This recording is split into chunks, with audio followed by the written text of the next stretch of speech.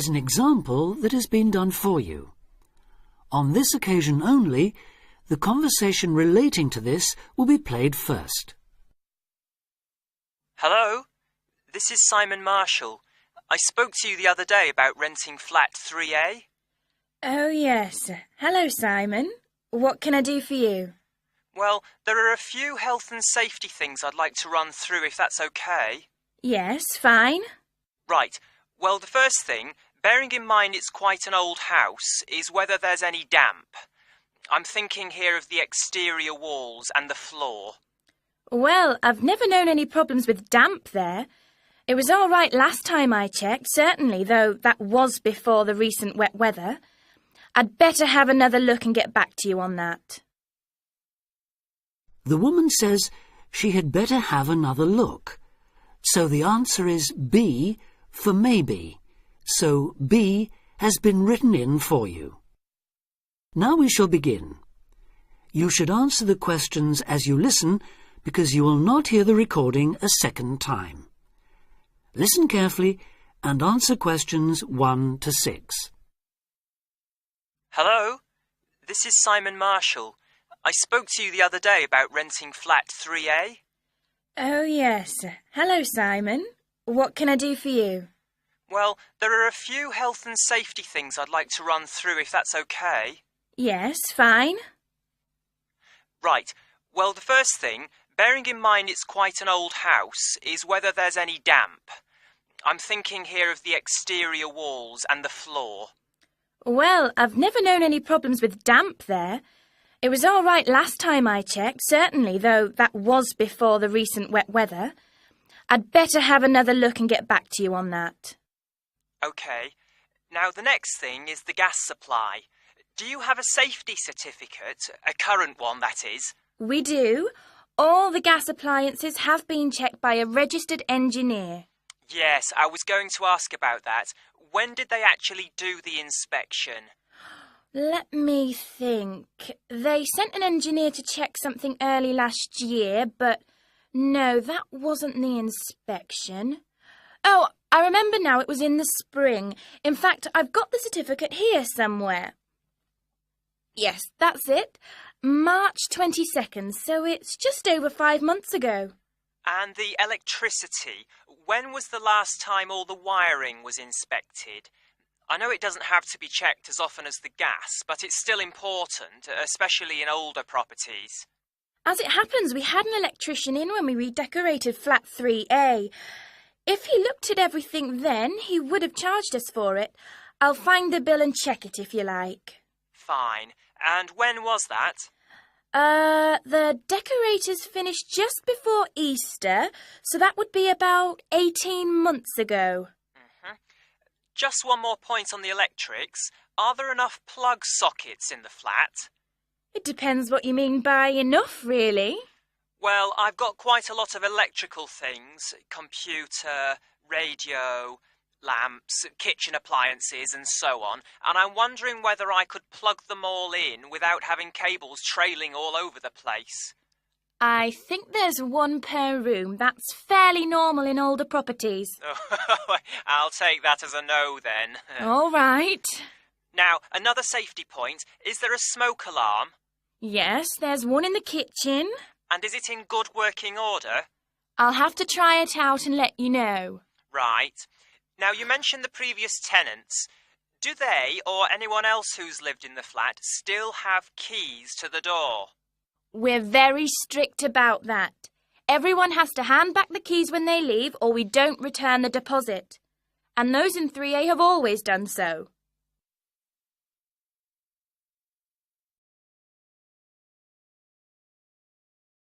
Test 2. Listening. Section 1. Now listen and answer questions 7 to 10. OK. Now, there are a few other practical details. Firstly, you mentioned a room where people can leave things like suitcases and bags and things. Where exactly is that? Is it next to 3A, which I take it is on the 3rd floor? Well, the apartment's on the 3rd, yes, but the storeroom's a little way away, just past the 2nd door to the right, under the stairs, in fact. But it's on the same floor, isn't it? Yes, it is. Fine.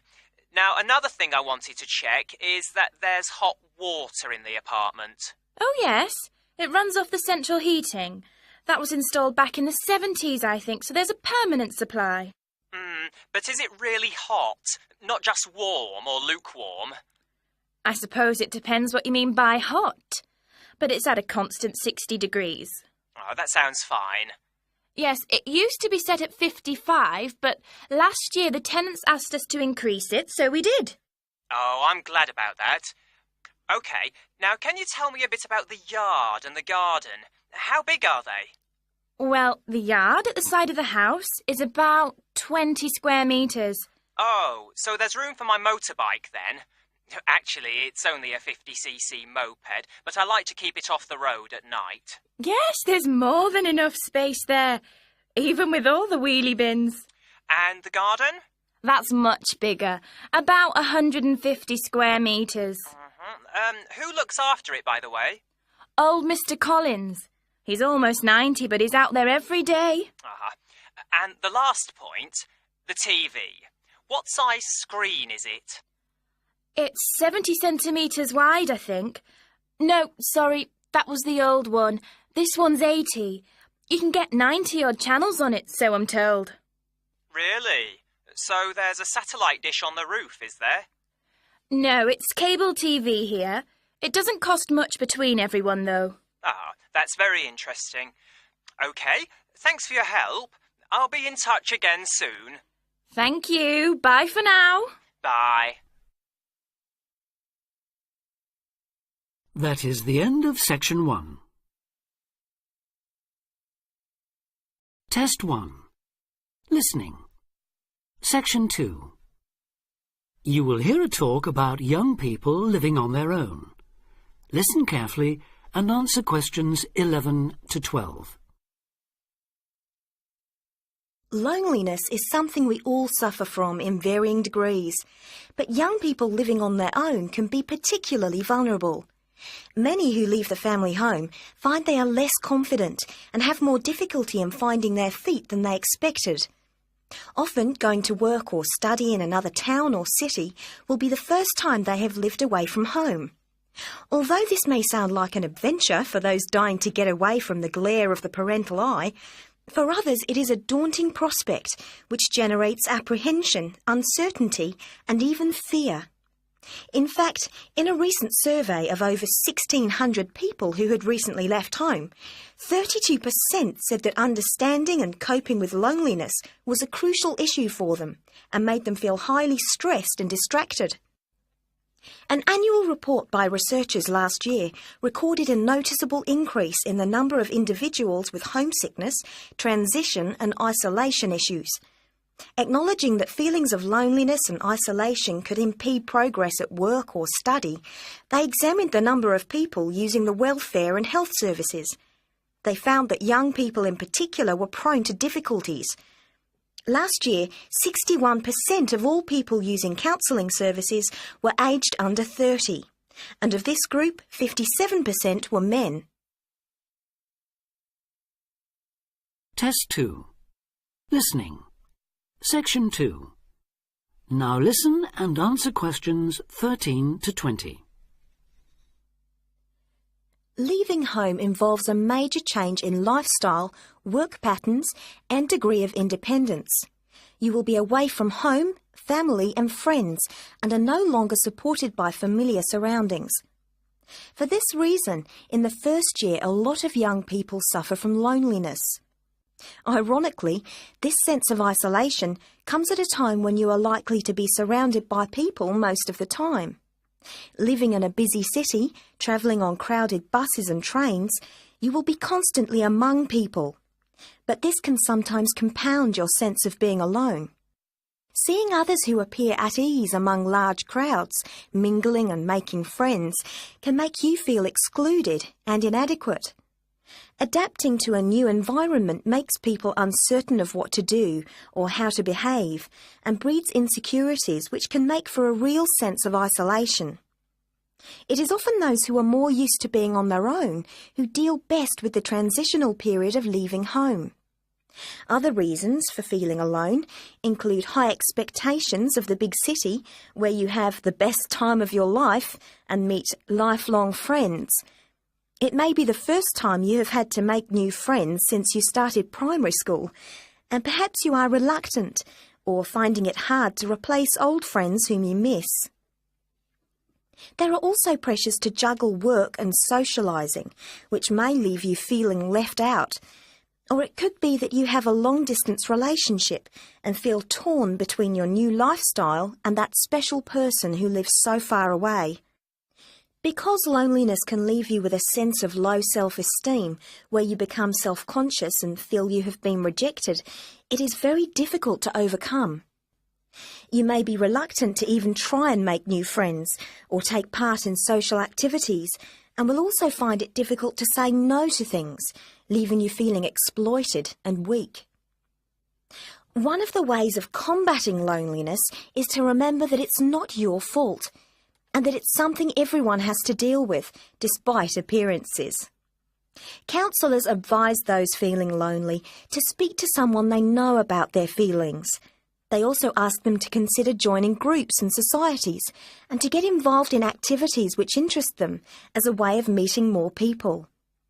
Of course, overdoing it and jamming your schedule with too many things just to avoid being alone will not work. But meeting others with common interests may be a step forward. If you still feel like you need someone to talk to, you could try group counselling, where you will be able to talk to and receive support from a small number of people with the same difficulties as you. For more information, or to be put in touch with an individual counsellor, contact the local town hall support services. That is the end of Section 2. Test 2. Listening. Section 3. You will hear somebody talking to a group of students about a university language centre. Listen carefully and answer questions 21 to 24. Hi, I'm Katie Shaw and I work at the University Language Centre. Your tutor tells me you might be interested in using the centre, so I'm here at the college to explain a bit about it and, of course, to answer your questions. Where exactly is the centre? Is it near the college? It's actually on King's Road, just round the corner from here, in fact. Oh, I know it, yes. I wondered what that building was. Yes. What's there? Well, the library has about 4,000 books, pamphlets and transcripts to go with some of the 12,500 items on audio or video cassettes. These are at a wide range of levels of difficulty, covering language learning material in over 100 languages. There are also reference books without tapes, including dictionaries, grammar workbooks, vocabulary workbooks and model letters, as well as texts on academic writing and effective study habits, etc. Audio cassette workrooms are on the first floor, by the way. Do they get any foreign language press there too?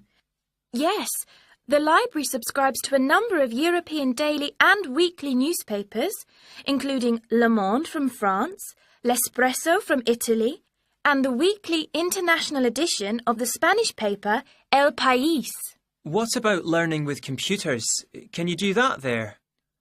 CALL, or Computer-Aided Language Learning, is available on the first floor. How many PCs are there? Counting both Macintosh and PC platforms, there are 9 at present. There are materials in over 15 different languages, and new material and language categories are being added as library funds permit.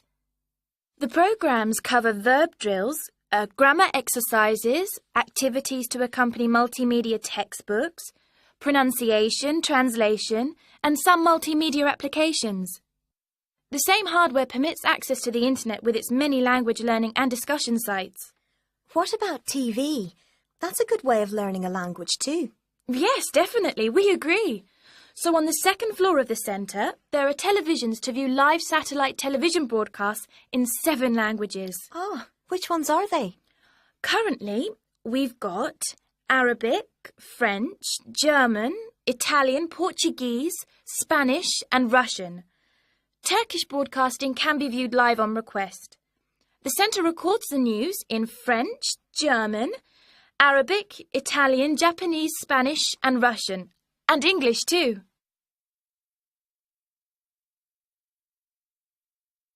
Test 2. Listening. Section 3. Now listen and answer questions 25 to 30. Sounds great. How do we sign up? To avoid paying a fee, you need to go to the centre with a valid university ID card or a letter from your college or departmental administrator on headed paper indicating your status, length of stay and language requirements. Are there any forms to fill in? I'm afraid so. You do that at the ground floor reception desk. Your registration is for 1 academic year only and needs to be renewed annually. You should tell the librarian who you are on your first visit, and you will need to take part in an induction to the library service, including the proper operation of the centre's computers, televisions, videos and so on. Can she help us choose the right materials too? Yes. The librarian can give advice and assistance in locating material, making best use of the texts and tapes and so on. Let her know which language you want to study and what, if any, knowledge of it you already have. Also, say what reasons you have for learning the language. Your answers will help the librarian help you make the best choice of books and tapes for your needs. She can also offer you advice on how much time is needed to make progress in the language and can offer suggestions on how to improve your language learning techniques. Can she copy tapes for us to take home, or can we borrow them? The library is a resource centre and reference library only. You can do as much self-study listening and reading work there as you want, but it's not possible to take home materials, that's to say, books or cassettes. And copyright law doesn't permit the library or its staff to make copies of cassettes for use by students outside the centre. All material must be used on the premises, I'm afraid. This ensures the materials are always available for students working on their own and not out on loan for long periods, which could harm users' progress. So, if we can't take books home, is it okay to photocopy them? The library staff will handle any photocopying, though international copyright law prohibits users from copying more than 5% of any one title in the academic year. You place a photocopy order with the librarian or an assistant, and orders will be processed between 1 and 2 o'clock or after 5:30. How much does it cost? 10 pence per page. Payment is by photocopy card, which you can buy from the information desk on the ground floor. That is the end of Section 3. Test 2. Listening. Section 4. You will hear part of a talk about the design of the zip fastener. Listen carefully and answer questions 31 to 34. I think you all have a copy of the printed notes and diagram, but I should point out before we go any further that there are a few mistakes in those notes, so please correct any you notice as we go along. Right. As you can see, we are going to be looking at the zip, or zipper as it's known in the US, which is where it had its origins in 1851. In fact, it was initially given the rather less catchy name of the automatic continuous clothing closure by the person that invented it, Elias Howe, who also designed the first sewing machine. It wasn't until 1893, though, that someone actually tried to market the zip, when Whitcomb Judson, another American inventor, took what he called the clasp locker to the World's Fair held that year in the U.S. His hook-and-eye system was a commercial disaster, and it was another 15 years before the buying public began to take an interest. This time, a more reliable model with facing sets of teeth named the hookless fastener, designed by a Swedish engineer called Gideon Sundback. Attached to clothing, purses, and other items, it sold quite well. Gradually, this new alternative to buttons caught on, as people realized the advantages of a fastener that only needed one hand to operate, that children could use, that left no visible gaps, and so on. The British firm Kinnock began producing and selling the ready fastener in large numbers in 1919, and a few years later the zipper, designed and given its modern American name by B.F. Goodrich, made Mr. Goodrich extremely rich indeed. Test 2. Listening. Section 4. Now listen and answer questions 35 to 40. If its use in trousers was a major factor in establishing the zip as a fashion icon, despite its occasional tendency to trap parts of the wearer's anatomy, another major breakthrough came with the separable zip, the kind that opens at both ends. This type, still widely used in a range of items, from jackets to tents, is shown in the diagram. Let's look first at the right-hand side of the illustration, at the material attached to the item of clothing, the bag, or whatever. This is the tape, which is usually made of fairly tough fabric.